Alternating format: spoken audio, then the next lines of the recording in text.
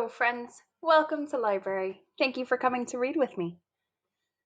We are still reading Dory Fantasmagory, and this girl, this character, has such a vivid imagination. She can think up anything, and it's a great little storyline. So here we left off in chapter 5 with Dory imagining that Mrs. Gobblecracker was trying to steal her away and instead she convinced Mrs. Gobblecracker to take Cherry, her sister's doll. And so Mrs. Gobblecracker says, "Okay," and Mary and the fairy godmother father are celebrating being free, not being taken by Mrs. Gobblecracker. And then her mother found out about the mess in the living room when she made the fort, and her mother is not not happy. So, the bouncy ball. It takes a really long time to clean up the fort because I keep forgetting that I'm cleaning up. "Rascal, bedtime," calls my mom. "Brush your teeth." As I brush my teeth, I say goodnight to Mr. Nuggy. He has changed back into his regular clothes and is rushing home to see his wife. "Good night." And that's when Violet burst into the bathroom crying. "I can't find Cherry anywhere," she says, "and I've looked everywhere. She's gone." Uh-oh. "Where is that doll?" "I'll be right back," I say. I tiptoe downstairs and into the dark living room. Oh, where did I put Cherry? I gave her to Mrs. Gobblecracker, of course. But what did I really actually do with her? Think, think, I tell myself.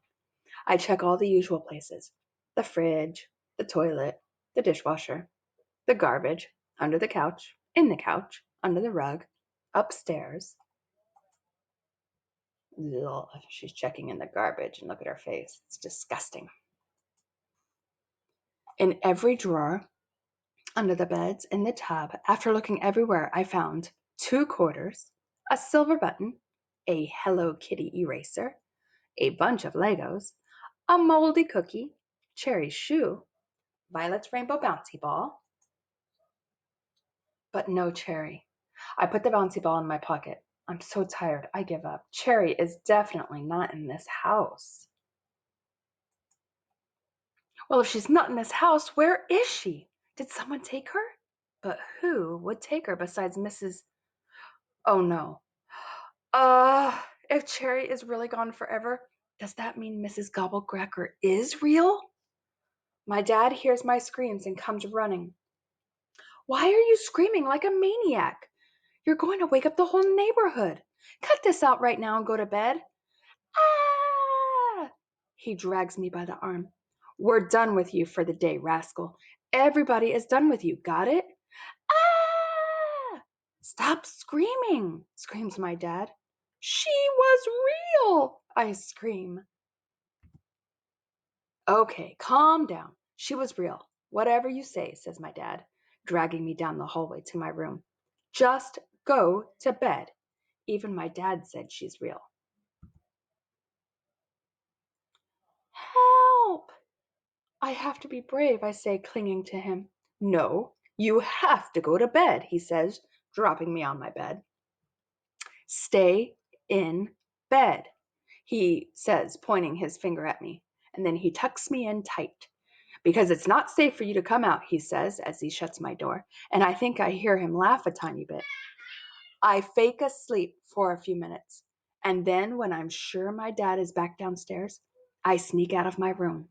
I'm going to tell Violet the truth, that Cherry is gone forever and it's all my fault. And even though I know she'll want to kill me, she doesn't even have to bother, because Mrs. Gobblecracker is probably coming back for me. I have no idea. Oh, I have an idea. After I tell her the bad news, I'll give Violet her old bouncy ball. That might make her feel a little better. "Violet," I say quietly, clutching the bouncy ball tightly behind my back. "What?" she says. "There is something I have to tell you." Um, I, but then I don't believe what I see. My mouth drops open.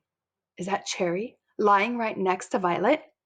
How, how, how did she get there? I ask.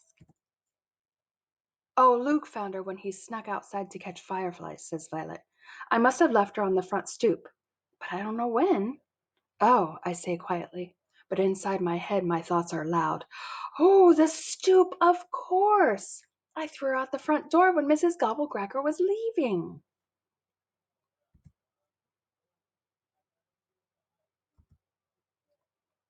What did you want to tell me? Violet asks. Oh, yeah, well, I say, climbing into her bed and tucking myself into her cozy, warm covers. Well, Mrs. Gobblecracker isn't real after all, I say. I know. I'm the one that made her up, stupid. You did? Oh, yeah, I say. Thanks, Violet. That was a fun game. But it got a little scary at the end.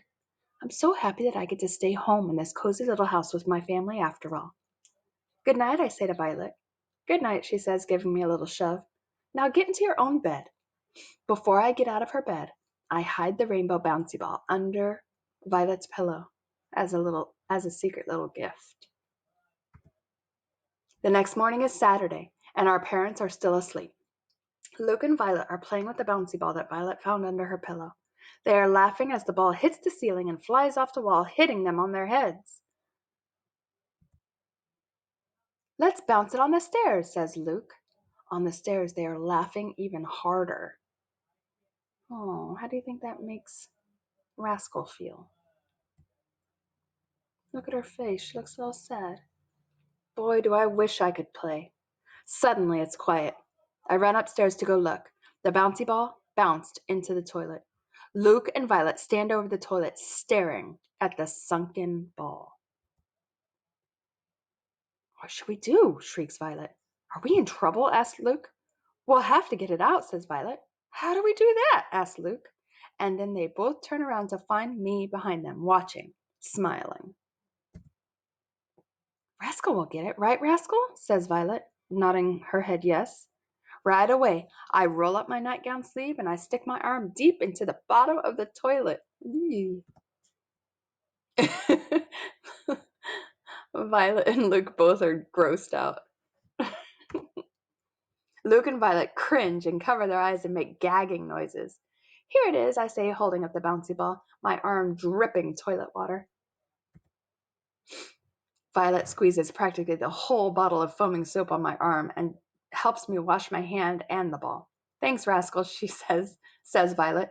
You saved the bouncy ball. I am so happy I am beaming. We all agree that we don't need to tell Mom and Dad. All day, all I could think about is the bouncy ball. Every time I think about it, I feel so proud. Remember when I saved the bouncy ball? I ask Violet. Uh-huh, she says. After dinner, Luke says, Rascal, close your eyes and open your hand. My whole life, I've wanted someone to say this to me. What do you think he's going to give her? But before I even open my eyes, I know exactly what it is. It's the rainbow bouncy ball. You can borrow it, Rascal, Violet says. It's not to keep. Really? I say. Really? Well, since you saved it, she says. I hug Luke and Violet. Let's play, says Luke. Yeah, says Violet. Bounce it. I try and think of the best bouncy ball game I can think of. I hold the bouncy ball very tightly, close my eyes, and concentrate. All the pictures come rushing into my brain at once. Because she's so imaginative, she has all these things running through her head. Okay, I got it. The ball is really a poison gumball, and if it hits the ceiling, it explodes, and hot lava pours out of it, and we all melt. And when we melt, we turn back into cavemen. And Mrs. Gobblecracker lives in the cave next door, and she... No, not Mrs. Gobblecracker again, says Violet. Okay, I say, but everything else? They agree. Okay, everything else, they say. My brother and my sister and I play bouncy ball. I run like a maniac to catch the ball, running into the walls and screaming as it bonks me in the head. When the ball hits the ceiling, we explode. I'm jumping up and down and making loud crashing sounds, the kind of sounds the earth makes when it blows up. I leap onto Luke to protect myself from the hot lava. Hot lava is spilling all over the floor. It's bubbling everywhere. We jump up on the couch and move the pillows around so that we have a secret cave. Now we are cave people. Violet is the cave mommy, of course, and Luke is the caveman daddy, Hunter. And guess who gets to be the cave baby? Me! And I'm the cutest little cave baby.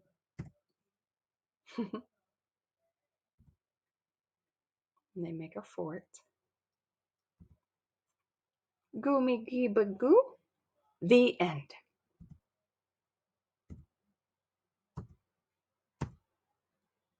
So, at the very beginning of the game, all Dory wanted was to be included in play with Luke and Violet. And at the very end, she did it. And she kind of matured a little bit because when Violet said no, Mrs. Gobblecracker, she agreed. And they came to a decision together. So I hope you enjoyed Dory Fantasmagory. Thank you for reading with me this week and have a fabulous break. And we will see you when you get back. Bye.